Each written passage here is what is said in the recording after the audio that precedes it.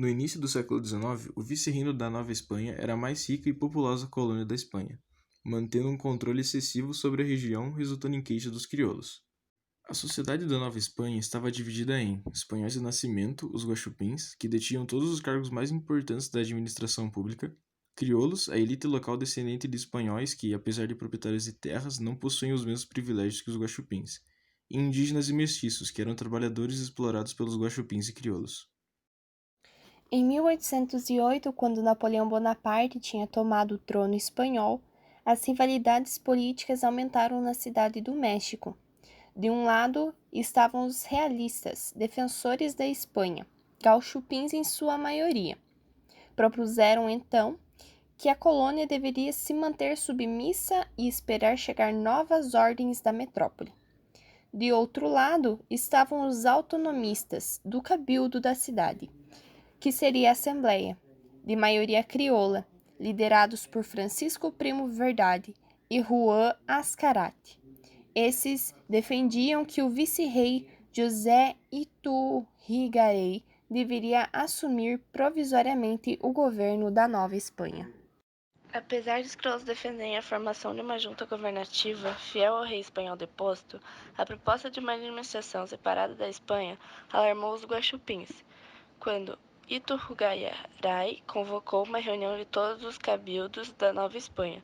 Os realistas resolveram agir. Em setembro de 1808, o vice-rei foi preso juntamente com grande parte dos crioulos que defendiam a junta provisória.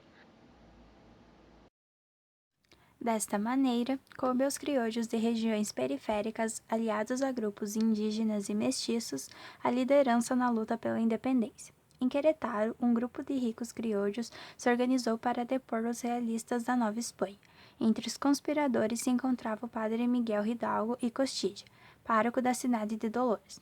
Hidalgo era crioulo, padre, acadêmico, iluminista e defensor das causas dos grupos explorados. Por isso contava com a admiração de indígenas e mestiços. Em 16 de setembro de 1810, Hidalgo convocou as massas populares para lutar contra o domínio espanhol. Esse episódio passou à história como o Grito de Dolores, marcou o início da luta pela independência do México e transformou Miguel Hidalgo Costilla no primeiro líder desse processo, à frente de milhares de indígenas e mestiços. Apesar de não ter nenhuma proposta clara para o futuro do país independente, o discurso de Hidalgo era a favor do fim da escravidão, da devolução das terras aos povos indígenas e a independência em nome da Virgem de Guadalupe. Repercutiu em várias regiões, fazendo com que tropas desordenadas e mal treinadas se formassem em quase toda a Nova Espanha. As batalhas entre realistas e rebeldes, então, tiveram início. Hidalgo acabou sendo vencido, preso e fuzilado em 1811, mas a luta popular continuou sob a liderança do padre José Maria Morelos e Pavón e de Ignacio López Rayón, dessa vez com tropas mais treinadas e causaram grande temor aos realistas. A Guerra de Independência do México se tornou uma guerra civil entre a população indígena e mestiça, que tomou a frente da batalha, e a elite crioula, que não queria perder seus privilégios e, portanto, não estava disposta a ceder às reivindicações populares. Em 1815, depois que Morelos foi preso e fuzilado, as rebeliões populares foram aniquiladas pelos crioulos.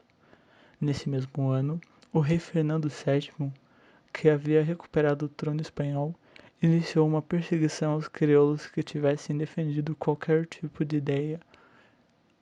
3, 2, 1. Qualquer tipo de ideal na América. A partir deste momento, a Nova Espanha entrou em convulsão novamente, e então, com os crioulos na liderança da rebelião, focalizaram as guerras contra a metrópole e seus representantes, os guaxupins.